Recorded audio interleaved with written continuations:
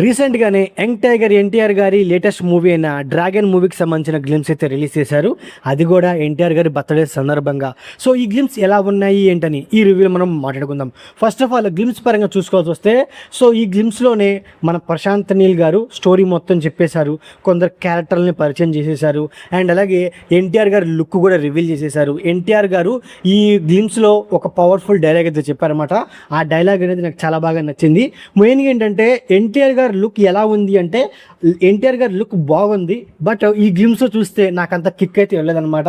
ఎందుకంటానంటే ఎన్టీఆర్ గారు ఈ dragon లుక్లోనే glimpse release అవ్వకముందే మీడియాకి అదే లుక్లో బయటికి రావడంతో, సేమ్ అదే లుక్ ఈ గ్లిమ్స్లో కూడా ఉండడంతో, సో నాకైతే అంత కిక్ అయితే ఇవ్వలేదన్నమాట. అంటే ఎన్టీఆర్ గారు డ్రాగన్ లుక్తో బయటికి రాకుండా ఆ లుక్ని ఈ గ్లిమ్స్ రిలీజ్ అయ్యేంత వరకు దాచి ఉంచితే, ఫస్ట్ టైం గ్లిమ్స్లోనే ఆ లుక్ చూసుంటే వేరే కిక్ వచ్చేదని నాకైతే అనిపించింది అనమాట. ఇక నెక్స్ట్ పరంగా చూసుకోవాల్సి వస్తే, అంటే ఇక్కడ ఏంటి, ఈ డ్రాగన్ గ్లిమ్స్నే 4 నిమిషాలు చెప్పిన మన డైరెక్టర్ గారు ఈ మూవీని ఒక పార్ట్లో అయితే ఫినిష్ చేయరన్నమాట. ఈ మూవీ ఖచ్చితంగా పార్ట్ 1, పార్ట్ 2 అయితే ఉండిద్ది అనమాట. సో మరి ఉన్నప్పటికీ ఇక్కడ నా మెయిన్ ప్రాబ్లం ఏంటంటే, ప్రశాంత్ నీల్ గారు ఆల్రెడీ కేజీఎఫ్ అండ్ అలాగే సలార్ వాటికి సంబంధించిన సీక్వెల్ మూవీస్ అయితే తీయాలి. మరి ఆ మూవీస్ తీసి ఈ డ్రాగన్ మూవీ సీక్వెల్కి ఎప్పుడు తీస్తారు ఏంటి అనేది నాకు పెద్ద క్వశ్చన్ మార్క్ లాగా అనిపించింది. అంటే ఒకటే స్టోరీ తీసుకొని ఆ స్టోరీని ఒకటే పార్ట్లో కంప్లీట్ చేసేలాగా మూవీస్ తీస్తే బెటర్ అని నాకైతే అనిపించింది అనమాట. సో ఇక మనం గ్లిమ్స్ పరంగా చూసుకొని వస్తే, ఈ గ్లిమ్స్ చూసినప్పుడు నాకు ఒకటే ఫీలింగ్ కలిగింది, కేజీఎఫ్ అండ్ అలాగే సలార్ని ఏ తరహాలో అయితే మన ప్రశాంత్ నీల్ గారు తీశారు అదే తరహాలోనే ఈ డ్రాగన్ మూవీ కూడా ఉండబోతుందని ఫీలింగ్ అయితే కలిగింది. బట్ మెయిన్ ఏంటంటే కొన్ని చేంజెస్ ఉంటే తప్పించి మిగతా మూవీ మొత్తం మన సలార్ కేజీఎఫ్ తరహాలోనే ఉండిద్దని ఫీలింగ్ అయితే కలిగింది. సో కేజీఎఫ్ అండ్ అలాగే సలార్లో స్టోరీని వేరే వాళ్ళు నరేట్ చేసినట్టే ఈ గ్లిమ్స్లోను కూడా ఈ స్టోరీని రుక్మిణి వసంత్ గారు నరేట్ చేస్తున్నారు.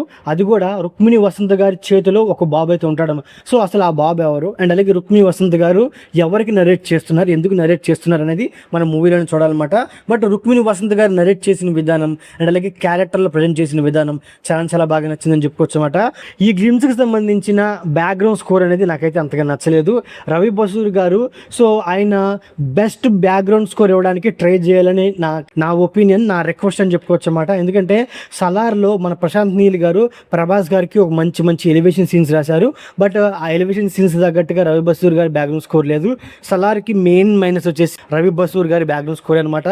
ఈ డ్రాగన్ మూవీకి రవి బసూర్ గారి బ్యాక్గ్రౌండ్ స్కోర్ అనేది మైనస్ అవ్వకుండా ఉంటే బెటర్ అని నాకైతే అనిపిస్తుంది అనమాట. ఇక గ్లిమ్స్లో చెప్పిన స్టోరీ పరంగా మనం మాట్లాడుకోవాల్సి వస్తే, గ్లిమ్స్లో స్టోరీ పాయింట్ ఏంటి, ఓపియం పాపీ అని ఒక మొక్క అనమాట. సింపుల్గా మన తెలుగులో నల్లముందు అని ఒక మొక్క అనమాట. ఆ మొక్కతో హెరాయిన్ అని ఒక మత్తు పదార్థాన్ని తయారు చేస్తారు. సో ఇది ఓకే. అసలు ఈ ఓపియం పాపీ మొక్క పండేది ఎక్కడ, ఆఫ్ఘనిస్తాన్ అండ్ అలాగే గోల్డెన్ ట్రయాంగిల్ అని ఒక ఏరియాలో ఈ మొక్కలు అయితే పండుతాయి అనమాట. ఆఫ్ఘనిస్తాన్ అంటే మనకు తెలుసు. ఈ గోల్డెన్ ట్రయాంగిల్ ఏరియా అనేది ఎక్కడ ఉందంటే, so Burma, Laos, Thailand, so ఈ 3 ఏరియాలు కలిపిన ప్రాంతమే ఈ గోల్డెన్ ట్రయాంగిల్ అని చూపించారనమాట ఇక్కడ.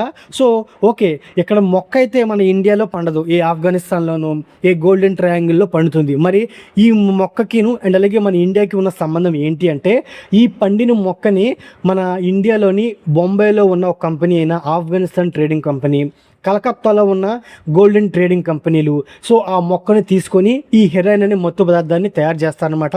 ఈ 2 కంపెనీలు ఇండియాలో ఉండడం వల్లే ఇండియా మీదే ఈ ఓవరాల్గా మూవీ ఆధారపడి ఉందని చెప్పుకోవచ్చు అనమాట.